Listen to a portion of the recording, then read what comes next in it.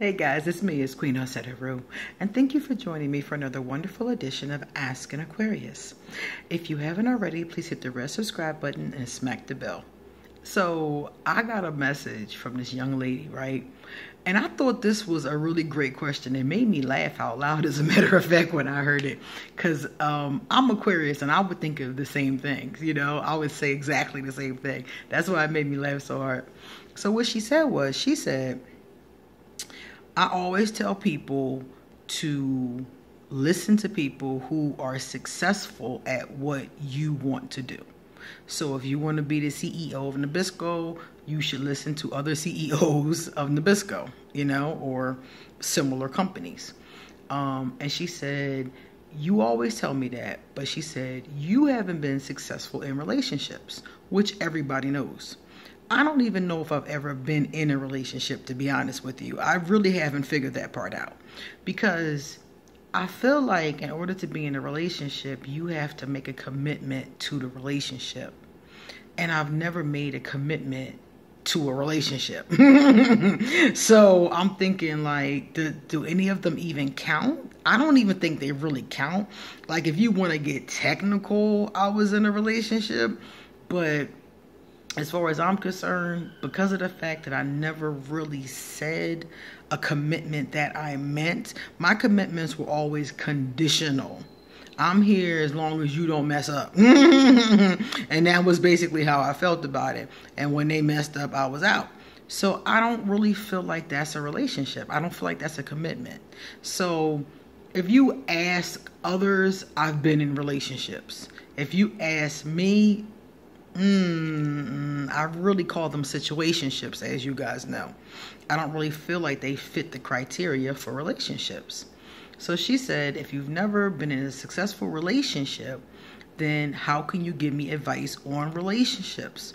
And I said, but you got to pay attention to what I'm giving advice on. Listen to what I'm saying. I'm telling you what not to do. Because I am an expert on what not to do, because I've done everything that you shouldn't do. And that is the bottom line. Everything that you should not do, I have already probably done. Been through, been there, done that, got the t-shirt, rode the ride. I've already done it. And that's how a lot of times when I present my information, I'm presenting to you what I've done and what did not work. A lot of times, that's basically all I got for you, you know? If you think about every episode of Asking Aquarius, whenever I'm talking about personal experience, I'm telling you the shit that I shouldn't have did, or something that somebody did to me that they shouldn't have done, or something along those lines, you know? That's where I excel. I excel in what not to do. Okay? I excel in that area. Now, as far as what you should do, which is the reason why I say you talk to people who are successful, I can cover that too, because I've gotten the information from people who are successful in relationships. The information that I give you guys, or I turn you on to, is information from others who have been successful that I'm looking up to. I'm looking up to these people and taking their courses and their workshops and reading their books, okay? And they are, in these cases, in successful relationships, or have been in successful relationships. So the information that I say to you about what to do, that's where it comes from. It comes from people that know what they're doing. That's why I'm listening to them. Because the next time, I want to know what I'm doing. You see? And the third thing, most of the stuff I tell you is common sense. Like, seriously, it's old school common sense. And because some of you guys are so young, you haven't had a lot of experiences or talked to enough people who've had experiences. So once you've talked to people that are my age, older than me, you know, your elders, you'll see that a great deal of this is common sense. It really is. It's just trial and error, common sense, making mistakes, you know. if I've fallen down the steps 20 times, I can tell you a lot about what it's like to fall down the steps, you know?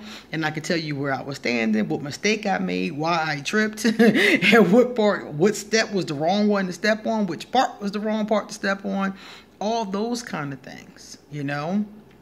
I can't tell you from experience what it's like to be in a happy, open, or monogamous or whatever relationship. Truly. But I can tell you what not to do. That I am an expert in. I've been knowing what not to do for 41 years. I've been doing what you shouldn't do for 41 years, you know? So that's what I can offer to you. And then, like I said, I can offer to you those who've come before me who have managed to be successful at it. See, that's one thing about me. I'm not going to keep on listening to people who haven't been successful at it. You know, I'm going to get my knowledge from people who have been successful. And then when I pass it on to you, I'm not passing on my thoughts. Oh, I think you should do this. I'm passing on things that they've told me made it work for them. And like I said, a lot of these things are common sense. Like, for example, I always tell you guys to be honest with your partners. Where did I hear that? I wasn't honest with my partners ever. So where did I hear that? From those above me, from those who are the relationship experts, from those who've been married 20, 25 years, from those who run the workshops and write the books and, you know, the therapists that, you know, do this for a living. They're the ones that told me you should communicate with your partner, be honest with your partner, ask for what you want, have the difficult conversations. I got that from them. I didn't do none of that. I didn't do none of that. But I bet you I will next time. I bet you I will. So, to answer your question, no, I can't tell you from personal experience, but I can tell you from those that are smarter than me, and I can tell you what not to do. Because trust me, if it came down to talking about treachery and, you know, trouble and deceit, all that kind of stuff, when I was younger, all of that was fine. I thought all of that was fine. But it wasn't until I realized that it was not fine. That it was not the way I wanted to live, you know? That it was actually making my life worse. That karma coming back to me was making my life worse, making it harder for me.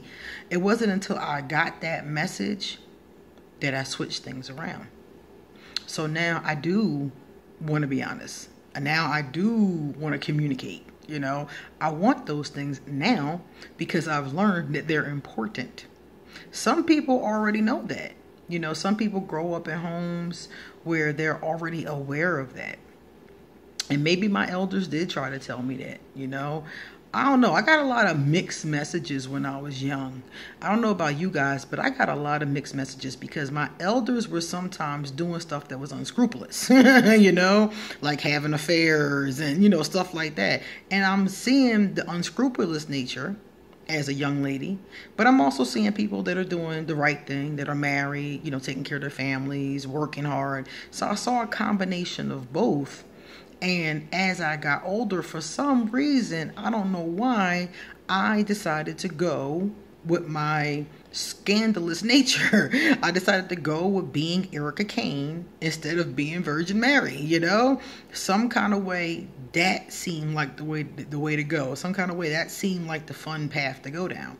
So the good news about going down that path is that, like I said, I had a chance to make a lot of mistakes. I had a chance to fall down a lot.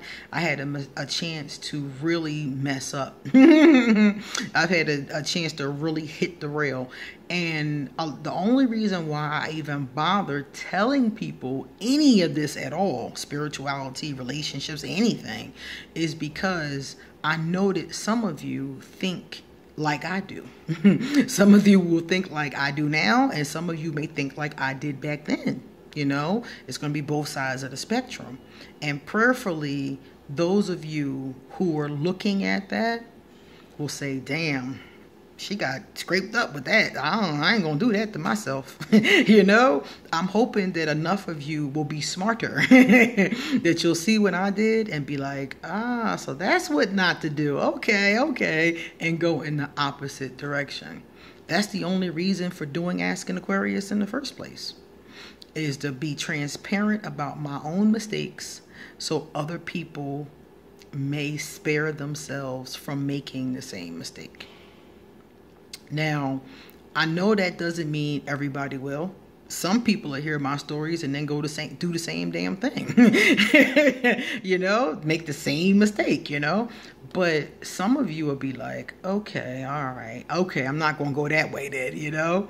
And that's what I'm sitting here for. I wouldn't make videos every single day if I didn't think that information was valuable.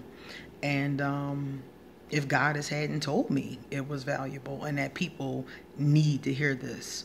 This all started with God is telling me people need to hear your story. It will help them. And I believe that's the way that it can help, because it can show people what might not be such a good idea. Not a good idea. So, it is what it is. It's my humble attempt at helping whoever cares to listen. So, time for me to get going. Thank you very much for listening. And please give me a thumbs up if you like my video. Pass it on if you know somebody else who may benefit from my shenanigans. And if you would like to make a love donation, I will leave my PayPal. If you would like to get a tarot or oracle card reading, I'll leave my email, so you can email me for an appointment. And if you would like to hit me up on social media, I'll leave my Instagram and my Facebook. And that's that. Thanks, guys. See you later.